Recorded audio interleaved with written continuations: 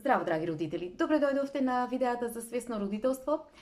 Денешното видео е продолжение од 17-тиот чекор од книгата на авторката Шефалица Бари "Родителска мапа".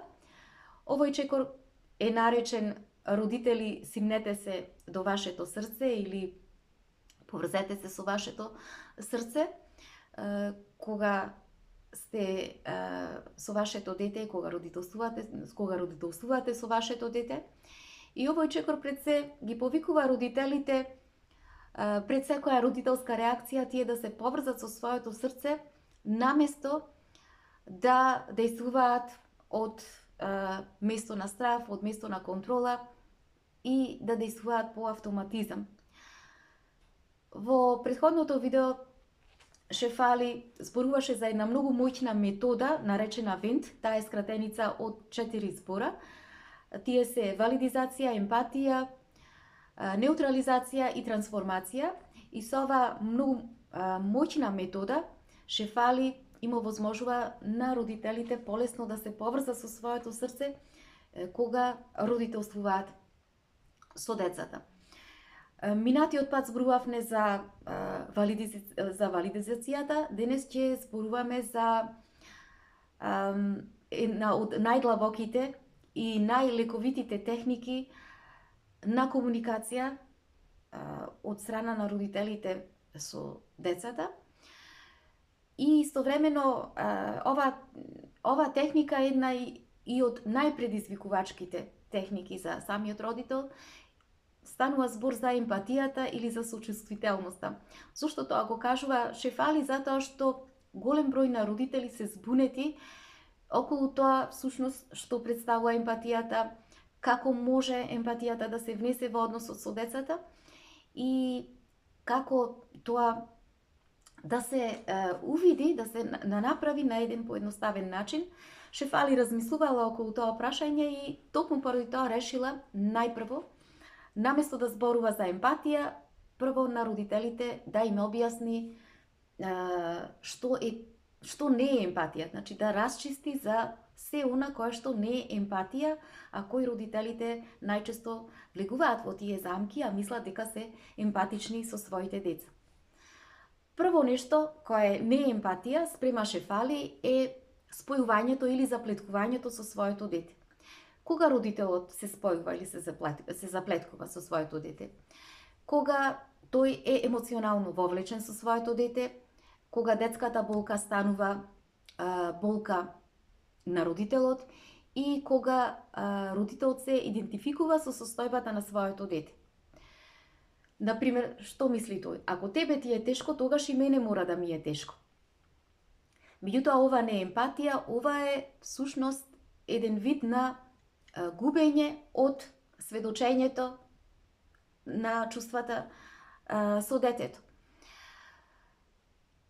Што значи тоа? Дека овде постои отсуство на присутност од страна на родителот кога детето чувствува или доживува одредени чувства или доживува одредено искуство.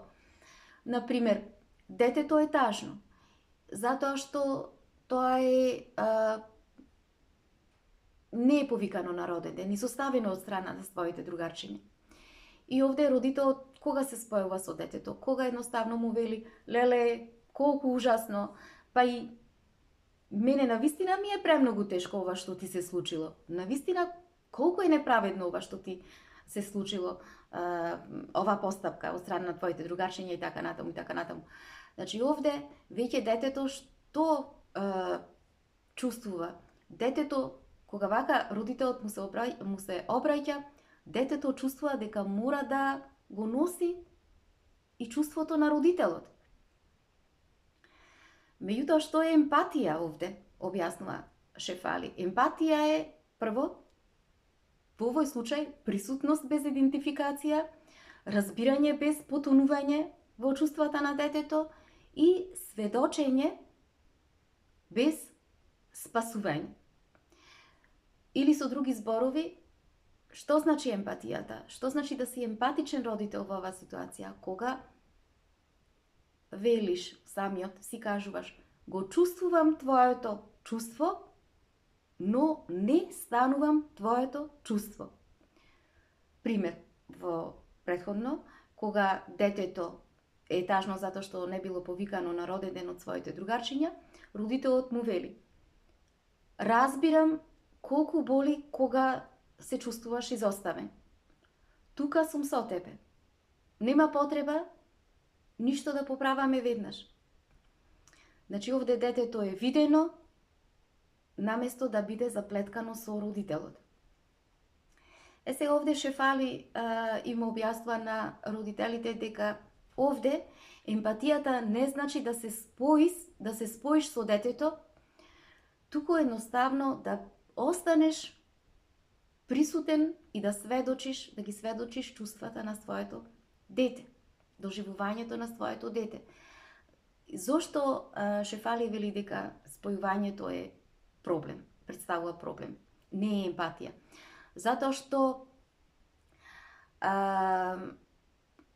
детето, кога се спојува родител со детето, детето ја губи слободата да чувствува. Второ, чувствува дека мора да се грижи и за родителот.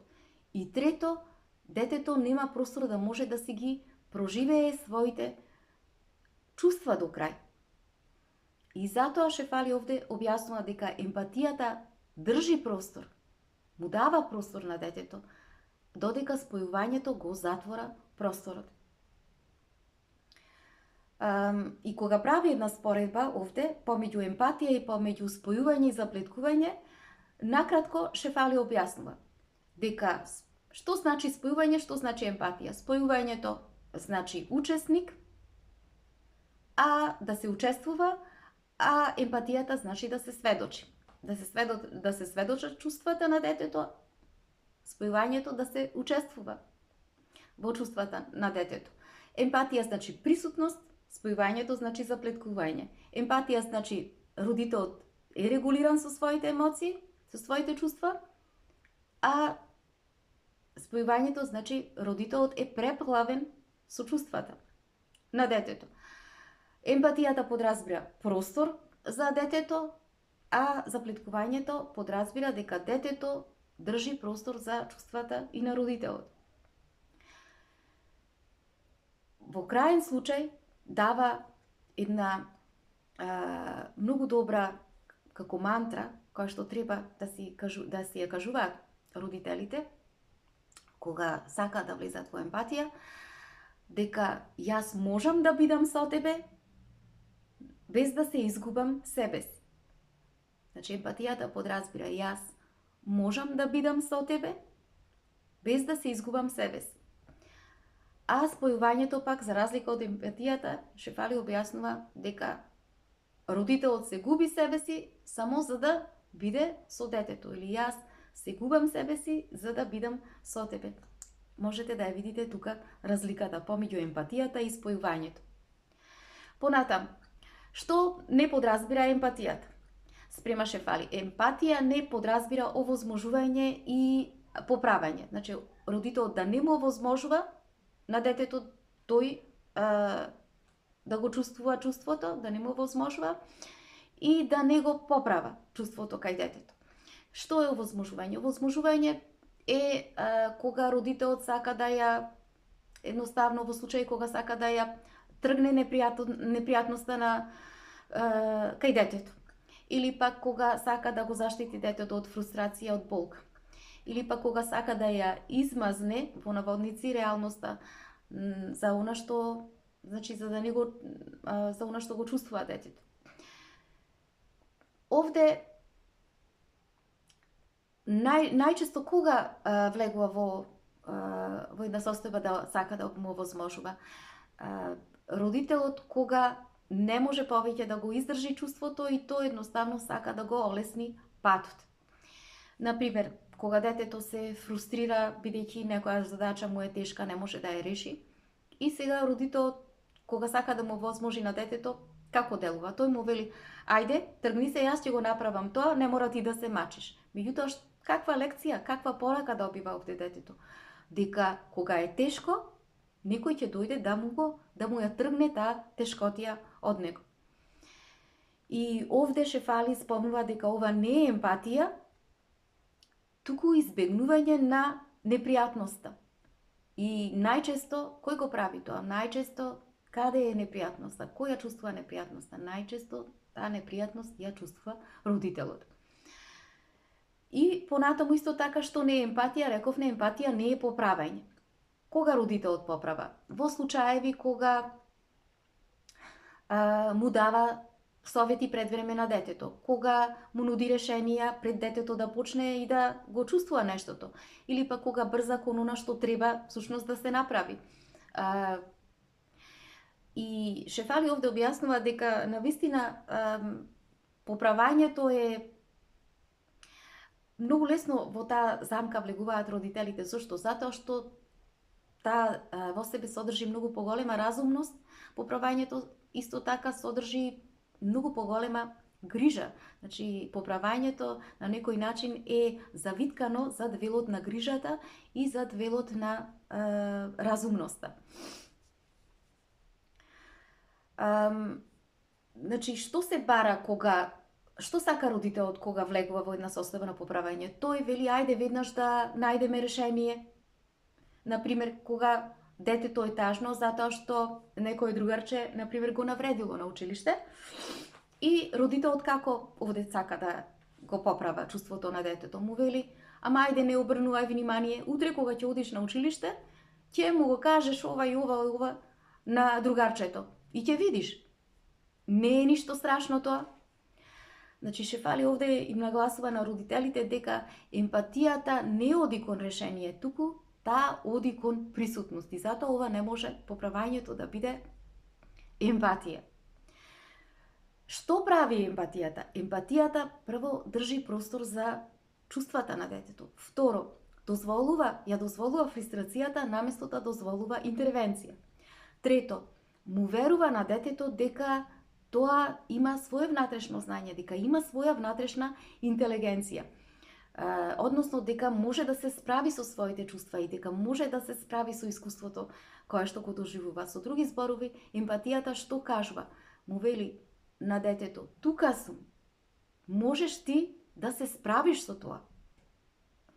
Можеш ти да го преживееш ова. Или, например, може да му каже родител во таквиот момент, гледам колку си фрустриран, навистина е тешко кога не одат работите. Јас сум тука за тебе ако ти треба, друштво мое. Нема овде гледаме олеснување, нема решавање, туку постои само доверба. Доверба помеѓу родителот и помеѓу детето.